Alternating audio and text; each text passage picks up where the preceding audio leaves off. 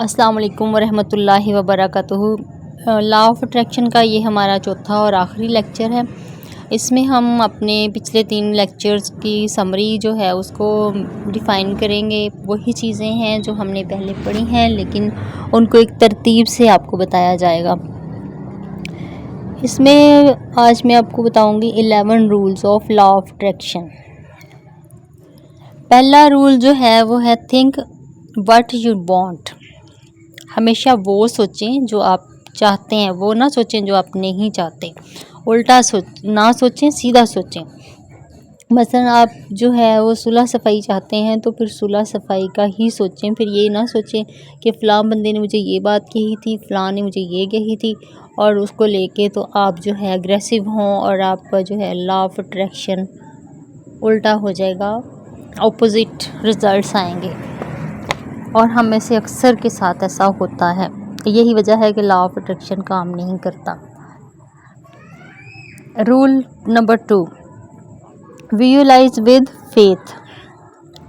ईमान के साथ तसव्वुर करें, क्योंकि हमारा जहन तसव्वुराती खाके पे काम करता है। तसव्वुरात के ज़रिए चलता है। जो हम सोचेंगे उसका तसव्वुर बनाएं जहन में कि ऐसे होगा, तो फिर उसको ईमान के साथ, अपने पूरे यकीन के साथ उस पर यकीन करें कि अब ये काम होने वाला है, ये अच्छा ही होगा। अगर मैंने अच्छा चाहा है तो फिर अच्छा ही होगा। अगर मैंने ये चाहा है कि मेरे घर के हालात अच्छे हो जाए, मेरे पास पैसा आ जाए, मेरे पास गाड़ी आ जाए, मेरे पास सेहत आ जाए, तो फिर ये सब कुछ आपने इसी तरह से सोचना है, तो वो ये चीज़ें आपको मिलना शुरू हो जाएंगी। इसमें काश, अगर, मगर के अनासर जो है इनको शामिल नहीं करना, क्योंकि काश जो है वो नेगेटिविटी की अलामत है।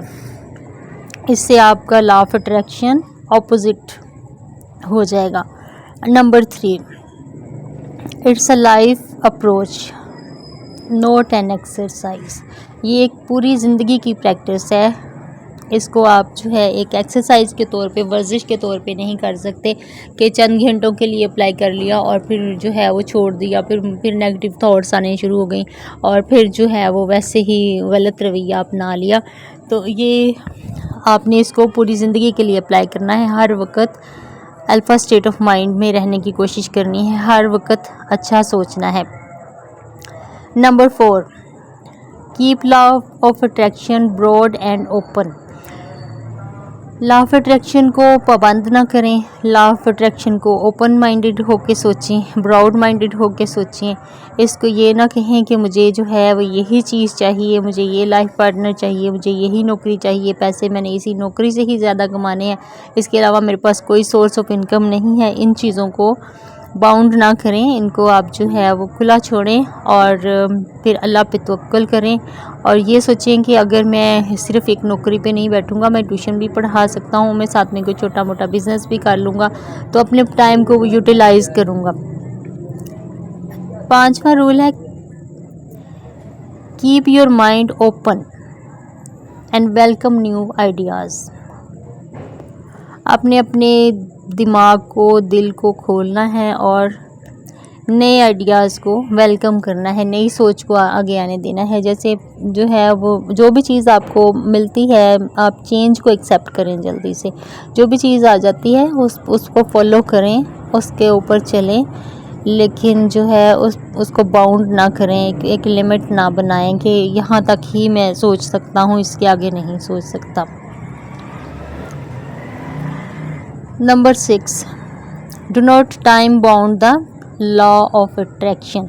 लॉ ऑफ अट्रैक्शन को आप बाउंड ना करें, टाइम बाउंड्री ना दें, उसको टाइमलाइन ना दें कि इतने टाइम में मैंने ये चीज़ हासिल करनी है, मैंने ये नौकरी जो है, मैं इंटरव्यू दे रहा हूँ तो मुझे ये नौकरी 6 महीनों में ही हासिल करनी है या मुझे ये 6 डेज़ में ही हासिल करनी है, तो ये बाउंड्री बन जाएगी। उसको ओपन कर दें। आप कोशिश करें, जब भी मिल जाएगी, मेहनत करते रहें, लेकिन उसको एक बाउंड्री में न लाएं, पाबंद ना करें, उसको खुला छोड़ दें। Number 7, add feelings to your thoughts. अपनी सोचों में, अपने ख्यालात में एहसासात पैदा करें। जो आप सोचते हैं उसमें फीलिंग लाएं, उसको अपने फेस से ज़ाहिर करें, उसको अपने अमल से ज़ाहिर करें। अगर आप सोचते हैं कि मैं खुश हूँ, तो फिर आप अपनी खुशी अपनी जिल्द से, अपनी फेस से, आपकी आंखों से, आपके मुंह से, आपकी नाक से, आपकी ज़ुबान से, हर तरह से आपको जो है ये खुशी नज़र आनी चाहिए। ये नहीं कि आपने सोचना ये है कि मैं खुश हूँ लेकिन आप खुश दिखाई ना दें, आपका मुंह बसोर के बैठे हुए हों कि जी मैं तो खुश हूँ, लेकिन लोग कहें कि आपको क्या हुआ है।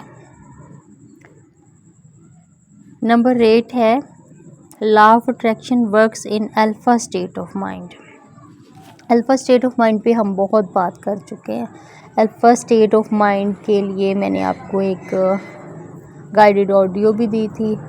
और अल्फ़ा स्टेट ऑफ माइंड जो है ऐसी ज़हनी कैफियत का नाम है जिसमें इंसान पुरसकून होता है, जिसमें वो ना तो बहुत गुस्से में होता है, ना ही उसका जहन बहुत ज़्यादा एक्टिव होता है। तो उसमें जो है ना आप पुरसकून कैफियत में होते हैं। और इस तरह की कंडीशन में अक्सर ये देखा गया है कि अगर आप इस पुरसकून हालत में किसी को के बारे में सोचते हैं तो अक्सर उसी इंसान की कॉल आ जाएगी या फिर वो आपके सामने आ जाएगा। तो ये बहुत अच्छी स्टेट ऑफ माइंड होती है। इस अल्फ़ा स्टेट ऑफ माइंड में रह के ही आप लॉ ऑफ अट्रैक्शन को हासिल कर सकते हैं। जब आप पुरअमन होंगे, पुरसकून होंगे, तो ही आप जो है अच्छी सोच रखेंगे और अच्छी वो सोच आप पे काम करेगी। रूल नंबर 9 है aligning your beliefs with law of attraction. अपने बिलीव्स को अलाइन करें अपने लॉ ऑफ अट्रैक्शन के साथ। लॉ ऑफ अट्रैक्शन का ताल्लुक़ पैदा करें अपनी बिलीव्स के साथ। अपने यकीन को इतना पुख्ता रखें कि आपका जो है अकीदा जो है वो आपका लॉ ऑफ अट्रैक्शन की तरफ ही जा रहा हो, या आप इसको बना ही अपना अकीदा लें लॉ ऑफ अट्रैक्शन को। वैसे तो हमारा मुसलमानों का अकीदा ही ये है। लॉ ऑफ अट्रैक्शन जो है वो या अल्फ़ा स्टेट ऑफ माइंड हमारा अकीदा है। हर वक्त पुरअमन रहना, हर वक्त पुरसकून रहना, किसी भी कंडीशन में किसी को जवाब ना देना, कोई गाली भी दे जाए तो उसको जवाब ना देना।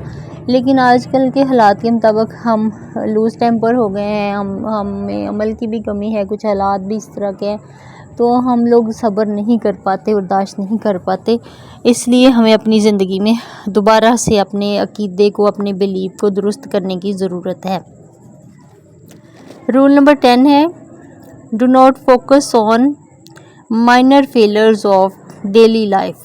डेली लाइफ में हमारे पास जो है डेली हर रोज़ छोटे छोटे फेलियर्स आ जाते हैं, कई किस्म के फेलियर्स आ जाते हैं। आपके ऑफिस में किसी ने आपको जो है वो मिसबिहेव कर दिया, वो भी उसको भी आप अपना फेलियर समझते हैं, उससे भी आप डिस्करेज होते हैं। आपके घर में किसी ने कोई बात कर दी, वो भी आपको डिस्करेज करती है, वो भी एक फेलियर होता है। तो उसको आप अपनी ज़िंदगी में इतना कोई अहम ना समझें, ये छोटी छोटी चीज़ों को के ऊपर फोकस ना करें, अपने रूटीन वाइज चीज़ों को इतना अपने सर पे सवार ना करें, इनको छोड़ दिया करें, अपने इसके लिए अपने आप को माफ़ कर दिया करें।